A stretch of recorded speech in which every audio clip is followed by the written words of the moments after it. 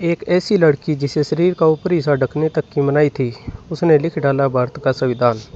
यह कहानी है शेरनी दाक्षायणी वेलायुधन की, जिन्होंने कहा था कि संविधान केवल कागज़ का टुकड़ा नहीं होना चाहिए, बल्कि जीवन जीने का एक नया ढांचा होना चाहिए।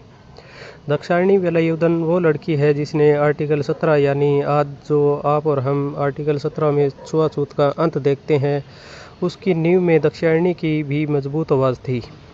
ये कहानी है देश की बेटी दाक्षायणी वेलायुधन जी की, जिनका संघर्ष बचपन से ही शुरू हो गया था। केरल का पुलाया समुदाय, जहाँ महिलाओं को शरीर का ऊपरी हिस्सा ढकने तक की मनाही थी और स्कूल में जाना मना था, साथ में सड़क पर चलने की इजाज़त नहीं थी। जब इस बात का दाक्षायणी के परिवार ने विद्रोह किया, तब उन्हें ज़मीन पर सभा करने से रोका गया। जब ज़मीन पर सभा करने से रोका गया तो उन्होंने समुद्र में नावें जोड़कर मीटिंग की। इसलिए दाक्षायणी की जीवनी का नाम है the sea has no caste. समुद्र की कोई जात नहीं होती, समुद्र का कोई धर्म नहीं होता। जैसे तैसे स्कूल में एडमिशन हो गया, लेकिन समस्या कॉलेज में भी शुरू हो गई।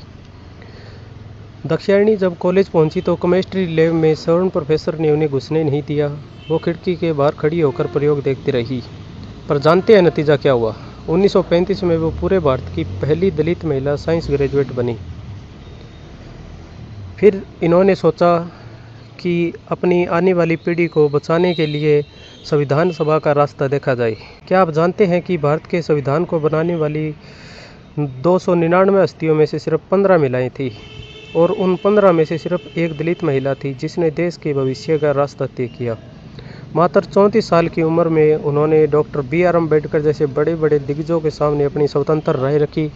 वहाँ एक युवा दलित महिला ने दाढ़ते हुए कहा, संविधान सिर्फ कागज़ नहीं, अस्पृश्यता को जड़ से ख़त्म करने का हथियार होना चाहिए।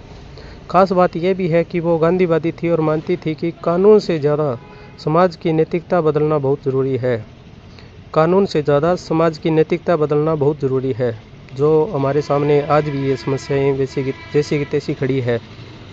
दाक्षायणी वेलायुधन ने सिखाया कि दुनिया भले ही आपके लिए खिड़कियां बंद कर दे, आपको अपनी काबिलियत से दीवार गिराकर अंदर घुसना होगा। आज करोड़ों लड़कियां आज़ादी से पढ़ रही है, वो इस महिला की ऋणी है।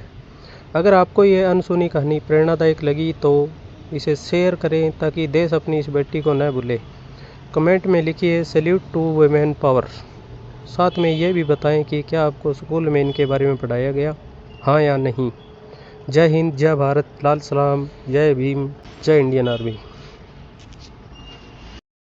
और एक बात, आप हमें आगे किस पर वीडियो बनानी चाहिए ये भी बता सकते हैं। कौन सी महान हस्ती पर हमें वीडियो बनानी चाहिए या साइकोलॉजी पर बनानी चाहिए।